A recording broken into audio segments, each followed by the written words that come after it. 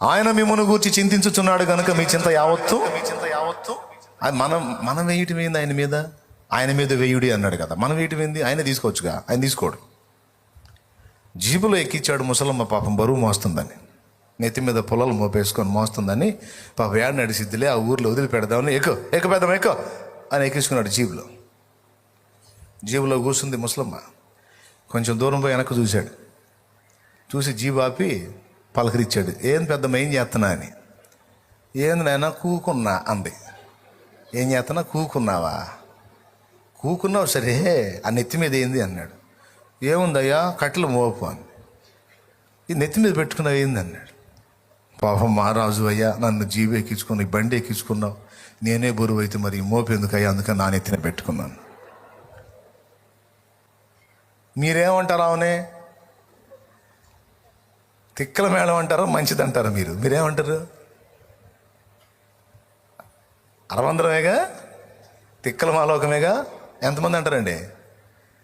ఎంతమంది అంటారు చెప్పండి? నిజంగా అరబందరమే కదన్నా, మరి లేకపోతే ఏంది అది? అన్నోళ్ళు చేతులు ఎత్తండి. ఏంది అట్లా అనరా మీరు? మేధావే మరి చేతులు ఎత్తు. కొంతమంది ఎత్తట్లా చేతులు, నేను ఎత్తాగా.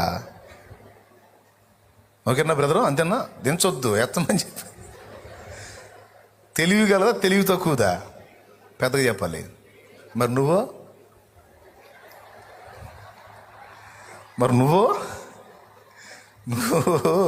అన్ని మోసే దేవుని దగ్గరకు వచ్చి ఇంకా 4 నేను ఎత్తునే పెట్టుకుని మొత్తున్నావుగా. ఆయన ఏమంటున్నాడు? సమస్తము తెచ్చి నా ముందు విజ్ఞాపన చేయి. బరువు దించుకో అంటే అర్థం ఏంటంటే నాకు అప్పచెప్పు అని, నా మీద మోపు అని. నేను చూసుకుంటా. మరి అన్ని నీ మీద మోపి నేనేం చేయాలి? నన్ను సన్నుతించు, నా రెక్కల నీడలో హాయిగా విశ్రమించు. ఏది ఎలా జరిగించాలో, ఏది ఎటు తిప్పుకొని రావాలో, ఎక్కడ ఏ మలుపు తిప్పాలో, ఎవరి పని ఎలా చేయాలో నాకు తెలుసు. నన్ను నమ్మితే అన్నీ తెచ్చి నాకు అప్పచెప్పు.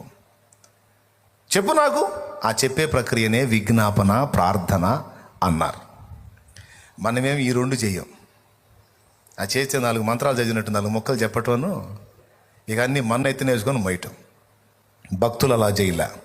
ప్రతిదీ తీసుకెళ్ళి దేవునికి అప్పచెప్పారు. అన్నీ ఆయనే. నాకేమీ కొదువా నాదుడుండ, ఇక నాకేమీ కొదువా నాదుడుండ, శ్రీకరుండగు దేవుడే నా శ్రేష్ఠ పాలకుడు, నా ఏక రక్షకుడు, గనుక నాకేమీ కొదువా నాదుడుండ, ఇక నాకేమీ కొదువా నాదుడుండ.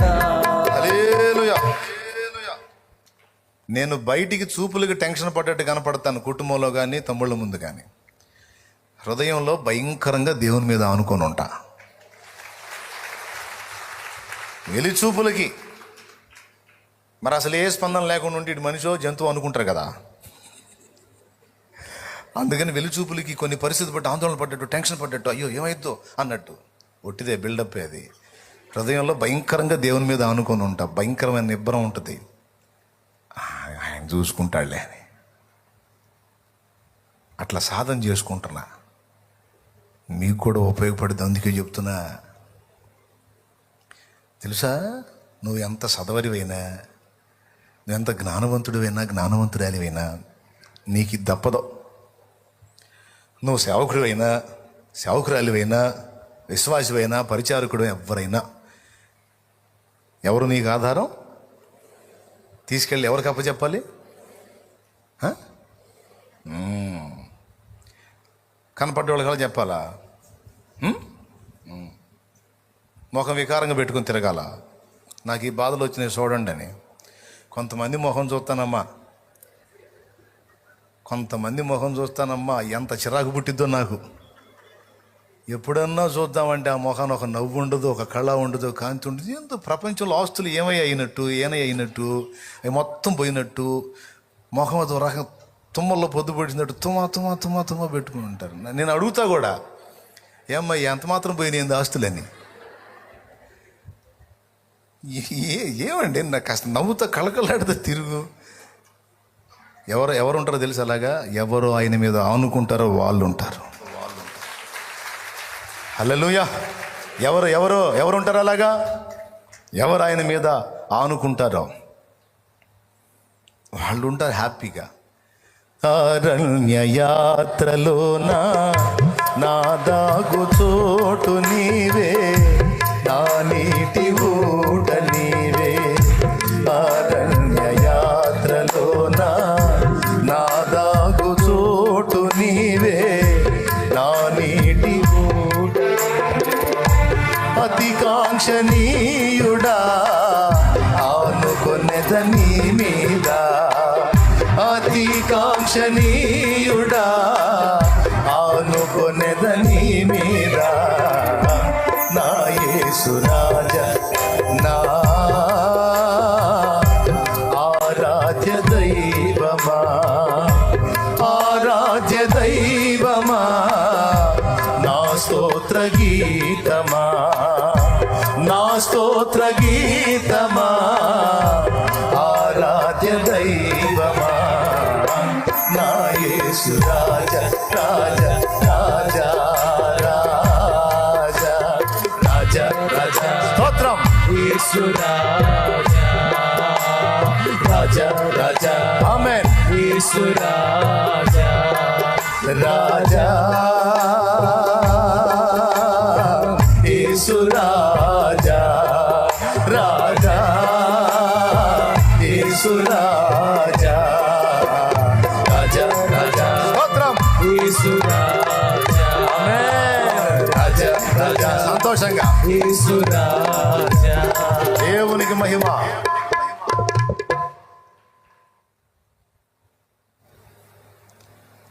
సంతోషంగా ఉండాలండి. అక్కడక్కడ కూటాలకు వెళ్తా కదా, కొంతమంది ఉంటారు మహాతల్లులు. క్రొత్త ప్రదేశాల్లోకి వెళ్ళినప్పుడు కూర్చున్న వాళ్ళకి 4 దేవుని మాటలు అందించాలంటే వాళ్ళ మెంటాలిటీ మనకు అర్థం కావాలిగా. అందుకని వాళ్ళని కొంచెం కదిలించడానికి, వాళ్ళని కనెక్ట్ చేసుకోవడానికి ఏదన్నా కష్టపడి ఏదో ఒక చమత్కరించామనుకో ఒక మాట, ఎవరన్నా పక్కన ఉన్నోళ్ళు పక్కన నవ్వుతారు. వాళ్ళు నవ్వి స్పందించినప్పుడు నాకు అర్థమైద్ది ఈజీగానే కనెక్ట్ అయ్యారని. జస్ట్ టెస్ట్ కోసం అనమాట. ఒక్కొక్క తల్లి ఉంటుంది, అదే పాపం వాళ్ళు ముఖం అంతా నవ్వుతో కళగా పెట్టినోళ్ళు అందమ్మా అందా అనగానే నేను అనుకుంటాను, ఏమేడ దాపురించింది నా పేడానికి వచ్చి ఎదురు కూర్చుంది. అది ఆనందపడేవాళ్ళు కూడా చెడగొడుతుంది. ఆ ముఖం మళ్ళీ మామూలుగా ఉండదు. ఇందాక చెప్పానే తుమ్మల్లో పొద్దుపడిచినట్టు ఆ ముఖం వేసుకొని కూర్చుంటుంది. ఆమె నవ్వదు, ఆమె సంతోషంగా ఉండదు, ఆమె ఆనందంగా ఉండదు. పక్కన ఉండేవాళ్ళు కూడా ఉండేదో 2-3 సార్లు చూసి అక్క ఇటు చూడు అక్క అంట. నేను కష్టపడి నేనేదో వాళ్ళని కదిలిస్తూ ఉంటే ప్రభావితం చేద్దామని దేవుని మాటలతో నువ్వేందాక నా శాఖరంతా చెడగొడతావు. నయానో భయానో నవ్వించో కవించో దేవుని వాక్యం 4 మాటలు వాళ్ళ హృదయాల్లో పంపించాలని నేను తిప్పలు పడుతుంటే పని కొట్టుకొని చెడగొడుతుంటుంది. అదేదో భక్తిలాగా దాని బొంద పిచ్చి ముఖం తెలీదు. నేను వాస్తవం చెప్పనా, క్రీస్తు యేసు సంబంధులు పరిశుద్ధాత్మలో ఆనందిస్తూ ఆయన యందలి విశ్వాసమును బట్టి ఆనంద తైల ప్రోక్షణ పొందిన వారై ఆయన యందు ఎల్లప్పుడూ ఆనందించు వారై ఉంటారు. అభిషిక్తులు మరి ముఖాల్లో చిరునవ్వు పోదో, పెను విషాదాలు వాళ్ళ హృదయాలను తొలచిన లక్ష్య పెట్టారో వారు ఆయన ఆనంద ప్రవాహంలోనిది త్రాగినారు. ఆయన ఆనంద ప్రవాహంలోనిది వారు త్రాగారో. ఆయన మీద ఆనుకోవటం నేర్చుకున్నారు, ఆయన మీద ఆధారపడటం నేర్చుకున్నారు, ఆయనలో పరవశించడం నేర్చుకున్నారు, ఆయన ఆత్మలో ఆనందించడం నేర్చుకున్నారు. వాళ్ళని ఈ ప్రపంచ అనుభూతులు ఏవి ప్రభావితం చేయలేవు. పరిశుద్ధాత్మ సంబంధుల లక్షణం అది, తెలుసా? దేవునికి స్తోత్రం చెప్పండి, గట్టిగా చెప్పండి. అందుకే ఫస్ట్ పాయింట్ చెప్తున్నా, మీ గురించి ఆయన చింతపడుతున్నాడు కనుక మీ చింత యావత్తు మీరేం చేయాలి? ఆయన మీద వెయ్యాలి అన్నాడు. అంటే విజ్ఞాపన ప్రార్థనల ద్వారా ఆయనకు అప్పచెప్పాలి. అప్పచెప్పి ఏం చేయాలి? ఆయన్ని సన్నుతించి ఇక నిబ్బరమైన మనసు కలిగి ఉండాలి. హ్యాపీ. అంతేనా? ఇంకేమైనా డౌట్ ఉందా? రైట్. మొదటిది, ఆయన నీ విషయంలో సీరియస్గా ఉన్నాడు. నువ్వు ఎంత బాధపడుతున్నావో చూస్తున్నాడు. చూస్తూనే అనుమతించాడు అంటే అంతా నీ మేలు కోసమే.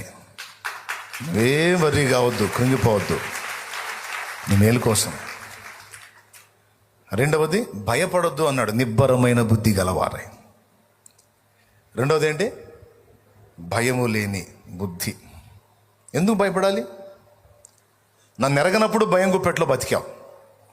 నన్ను ఎరిగిన తర్వాత కూడా ఇంక నీకు భయం ఏంది? నువ్వు భయపడుతున్నావు అంటే, వినండి ఒక్క మాట, స్తోత్రం చెప్పండి, గట్టిగా చెప్పండి, ఇంకొకసారి పెద్దగా చెప్పండి. రైట్.